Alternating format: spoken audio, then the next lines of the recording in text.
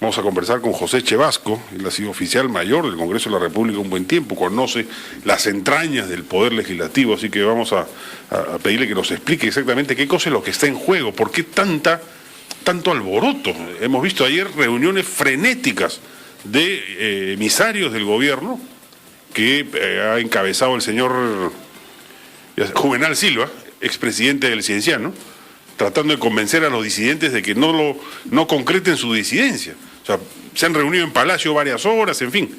José, ¿qué tal? ¿Cómo estás? Buenos días. Buenos días, Juan Carlos. ¿Qué tal? Muchas gracias por la invitación. ¿Por qué tanta desesperación por el cargo? O sea, ¿es tan importante en términos del funcionamiento del Congreso? Mira, en términos de funcionamiento del Congreso, un cargo de presidente, en principio, trae honor, ¿no? Vamos a analizar. Eso en principio. Trae honor, tienes la posibilidad de tener tu cuadro pintado por el resto de la historia del Perú en los pasadizos del Congreso.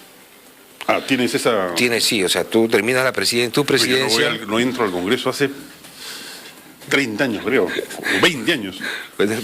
Vos tenés que regresar. No, hay una galería de expresidentes, ¿no? Entonces ya, pues, por cuestión de honor familiar, ya tienes, pues, ahí tu cuadrito ahí por el resto de la vida, o sea, de la República del Perú. Mis nietos van a decir, mi bisabuelo es el que está ahí. Él fue mi abuelito, ¿no? Claro.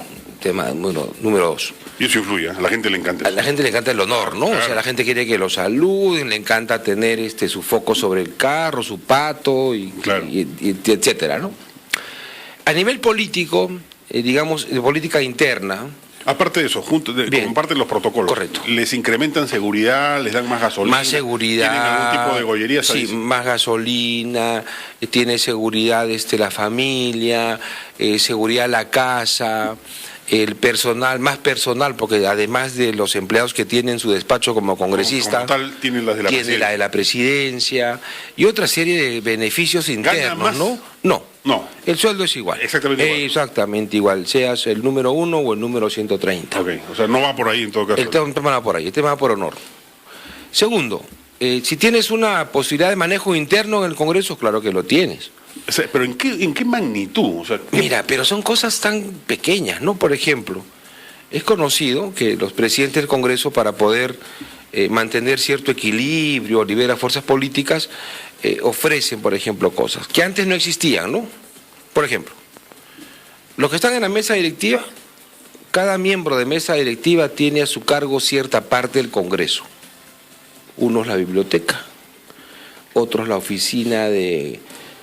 coordinación con los organismos regionales y municipales, y así puedo decirlo, de manera que cada quien tiene su cuota de administración en el Congreso, y por ende, por razones a veces de decisión política interna, cada quien tiene a su cargo cierto grupo de personas para poder contratar. Claro, o sea, tiene una discrecionalidad laboral. Que para efectos políticos es muy importante. Claro. Le hago el favor a 10 partidarios que me van a ver la vida después. Así es. Entonces tienen que antes, hace algunos años, no existía, ¿no? En fin, ese es otro tema de discusión. Luego, ¿tienes exposición mediática? Sí la tienes. Claro. Tienes los micrófonos de todos los medios de comunicación y están locos por invitarte a entrevistas durante todo ese año legislativo. ¿Correcto? Claro. No, de hecho, alguien busca pues a los presidentes del Congreso para todo tipo de declaración que contraste con la del Ejecutivo o algún ministro. O pretendas una opinión de carácter institucional. Los medios se pelean, ¿no? Yo tengo al congresista, bueno, yo tengo al presidente del Congreso. Exactamente, entonces eso sube tu valor. Es claro. Una rayita más para poder querer ser presidente. Pero hay otro tema importante, el manejo de la agenda. A eso es lo que iba. ¿Cómo funciona exactamente? ¿Por qué es tan relevante el presidente? Claro, entonces, ¿qué pasa? El presidente, si bien es el primero entre todos, y si bien es cierto la agenda de discusiones del Pleno es aprobada por el Consejo Directivo, pero es potestad del presidente, cuando está sentado ahí en el hemiciclo, y todos lo vemos por la tele, que él decida, no, entra el tema número 4. Exclusivo albedrío. Él. Dice, el 4 no, este no va, el 2 ya lo conversé con los grupos X, Y y Z, entonces están los votos, ponlo al debate. Entonces, él tiene la libre discrecionalidad de poner el tema en la agenda de discusión del Pleno.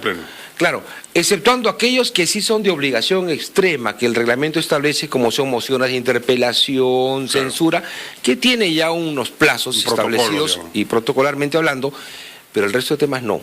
Entonces él tiene un manejo. Entonces, ¿qué sucede? Cuando no es sujeto a censura por decidir No, él puede decir, él podría hacerse, claro, hay casos en los cuales pues el proyecto de ley está en la agenda del Pleno meses. Te pregunto eso porque muchos dicen, no, lo que pasa es que el oficialismo quiere tener la presidencia porque así pone en primer lugar, o va a poner en primer lugar el tema en la megacomisión de Alan y va a hundir y a sepultar el tema de coteo. Claro. ¿Tanto así puede llegar a...? Claro que sí. Sí. Puede manejar así, ¿no? Salvo que existan presiones sobre el presidente. Señor presidente, este tema está en la agenda 6 meses, yo pido la censura por no ponerlo al debate. Entonces, pero él tiene ese poder discrecional, ¿no? Él coordina esos temas definitivamente con el presidente de gobierno, con el presidente Humala seguramente. Claro. Y en ellos concilian su agenda, ahí está la importancia, claro, entonces. Su agenda política, claro. No la agenda institucional del Congreso, que en teoría deberían entrar los temas a discusión en el orden que se van presentando. Pero en este caso no, hay una decisión que tiene el propio presidente de poner los temas al debate, ¿no? Ahora, nos habíamos quedado en esto de los informes, o sea, sí tiene posibilidad de manejo de la agenda. De manejar hasta ese punto. Y además hay que tener en cuenta, pues no hay pues legislaturas todos los días, no hay plenos todos los días. Claro. Hay un pleno una vez por semana. Exactamente, entonces él tiene esa potestad. Y las legislaturas duran 4 meses. En teoría sí. O sea, hay 16 plenos por legislatura. Sí, si alguien es vivo y puede manejar, puede patear para la siguiente cualquier tema. Saber patear el tema, ¿no? O sea, ahí ya depende mucho tu expertise dentro del Congreso para estas cosas, ¿no? Claro, dominar los protocolos, las mociones, los plazos, los falta una firma, cuestión previa. En fin. Claro, o sea, reglamentariamente existen diversos mecanismos para poder dilatar debates importantes o no importantes, ¿no? Claro. Pues yo a veces decía, y mucha gente quizás, ¿para qué quiero ser presidente del Congreso? Para estar ahí de moderador de debates. Qué aburrido, ¿no? Para no poder tener... Claro. Por fuera de las intervenciones se está moviendo un montón de cosas. Claro, tienes poder. O sea, el poder de poder establecer una agenda política parlamentaria es tangible, es real. Nuestros teléfonos, si ustedes quieren plantear alguna inquietud a nuestro invitado, o alguna pregunta, opinar, sobre lo que está ocurriendo en el Congreso, los números 251-9422, 467-4499. Ahora, este Congreso es uno de los más, de los que yo recuerdo, por lo menos, con las mayorías más precarias, ¿no? Sí. Y cada vez más precarias, además se han perdido todas las mayorías. O sea, y además que no tienes una mayoría absoluta, te vas fragmentando. Sí. Perú posible es la mitad de lo que era. Claro. Y gana Perú, ya está dividido en 3. Así es. El único grupo que no se ha dividido es el APRA, creo. Sí, claro. Que son 4. Imposible que se diga. Pero el resto de grupos están todos están fragmentados. ¿No? Y faltan 2 años todavía. Uno se ha ido por ahí, si Llovera creo que se fue. Sí. Y faltan todavía 2 años, ¿no? de trabajo parlamentario. No sabemos cómo esta fragmentación definitivamente no favorece al Congreso. Pensé que con el susto que se pegaron en la interpelación al gabinete Cornejo, que casi, el pedido de confianza que casi se lo niega, y al darse cuenta ahí de narices con la realidad, que su mayoría era tan precaria, iban a recomponer algún tipo de vínculo. Lejos de hacerlo, han fragilizado aún más. Claro, un enfriamiento, y ahora con esta imposición pues de la candidata del gobierno, es como quien dice, ¿no? Con el gabinete me hiciste el pare para tener una menos sobreexposición en acciones de gobierno, ahora yo te pongo tu presidente. Claro. Una especie de... No, así lo interpreto yo, ¿no? Y de repente muchas personas más por este tema, ¿no? Ahora, la oposición también, pues, hubiesen buscado un candidato más simpático, ¿no? Más convocante. Yo no tengo nada personal contra Jaime Bedoya, pero es de público, o de, en todo caso, todos los congresistas lo comentan, es muy antipático, pues, aparentemente muy circunspecto. Anda fruncido todo el día. Ayer en broma ofrecía yo $1000 a quien me otorgue una foto de Bedoya sonriendo. Me mandó una nomás, ¿ah? Entre los miles de oyentes que nos escuchan, una foto nomás han podido conseguir. Es importante. El cargo de presidente tiene que ser un parlamentario con muñeca, sí, que sea simpático, agradable. Hay gente que llega y tú dices, pucha, pobrecito, y lo hace bien. Exactamente. Y hay gente que tú dices, va a hacerlo muy, y lo hace muy mal. Exactamente. O sea, es un parlamentario, primero que tiene que guardar su carnet de partido. No, Víctor Isla me pareció que lo hizo bien. Lo hizo muy Terminó bien. Terminó muy mal porque el tema se quemó con la repartida, ese rollo. Pero me pareció. Pero yo pensé que él iba a ser reelecto. Exacto. Yo pensé eso, hasta días antes de ese problema. Y al inicio yo pensé que el cargo lo iba a desbordar. Sí. Y no.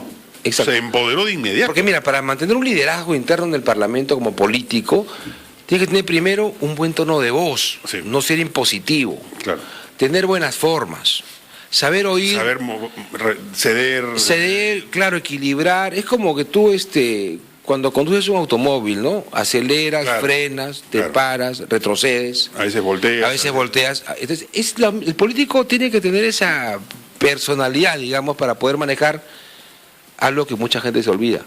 Se manejan personas que tienen sentimientos, problemas, y el parlamentario no escapa a esa realidad de ser un mortal más como todos nosotros, ¿no? Bueno, muchas cosas se pueden negociar, pues efectivamente, ¿no? Ahora, pero por ejemplo, a ver, poniéndose el hipotético caso, que el fujimorismo le ha dicho a Bedoya, mira, yo te apoyo, te doy todos mis votos, pero a cambio discutimos esa ley. Ahora, supongamos que sale elegido Javier Bedoya presidente del Congreso. ¿Cómo tendrían que plantearlo? Primero presentarse el proyecto, aprobarlo en comisiones. Ya, pero que ese proceso lo facilita una mesa directiva favorable. No, porque los grupos parlamentarios mantienen su proporcionalidad en cada comisión y en cada órgano del Congreso. Claro. Entonces el presidente en estas circunstancias donde no hay mayoría absoluta, se convierte en un coordinador, en un facilitador, para que el Congreso ande en una marcha solo podría adecuada. ayudar efectivamente si es que llegado el proyecto aprobado en comisiones, a la hora de tener 20 para discutirse en el Pleno, él elige eso. Claro, dice, pucha, ¿cuántos hay? Mira, están de licencia 12, no van a venir 8, entonces os hago sumas y restas, es el momento de ponerlo el debate, ¡pum!, lo pongo. Y lo pone. Pero esa es una situación muy forzada para un tema político tan delicado. Y además tan grande, digamos, claro. Tan notorio. Claro. O sea, el presidente en estas circunstancias, como están las aguas, como está el piso tan disparejo, sin mayorías, se convierte en un coordinador, en un facilitador.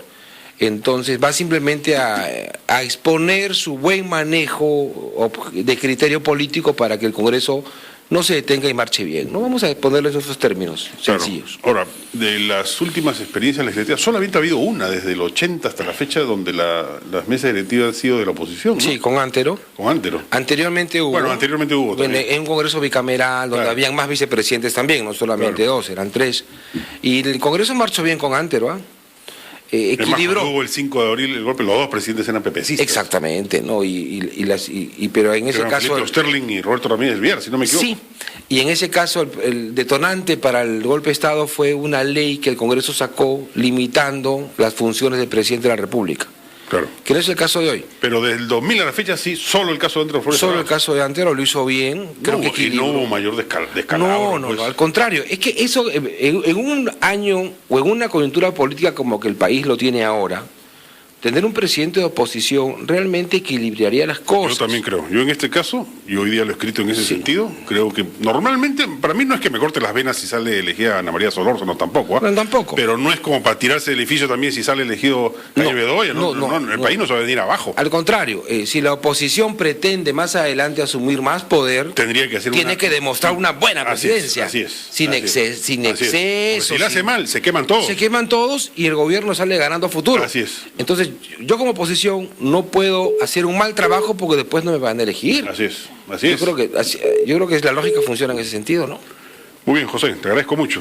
Nada, Juan Carlos, Hemos estado con José Chevasco, ex oficial mayor del Congreso, el hombre que mejor conoce las entrañas del Poder Legislativo, que nos ha dado una clase maestra de la importancia de la presidencia del Congreso en particular. Efectivamente, no es tan grande tampoco, porque al final son los votos de todos los que cuentan. Así es. Pero tiene un papel y sobre todo un rol mediático. Yo creo que también va por ahí la cosa. Va por ahí, porque gana réditos políticos porque tiene los micros, pues, todo el tiempo, ¿no? Ya cada rato pero sí tienes que pararte bien, sin trampas, ¿no? Sí, pues.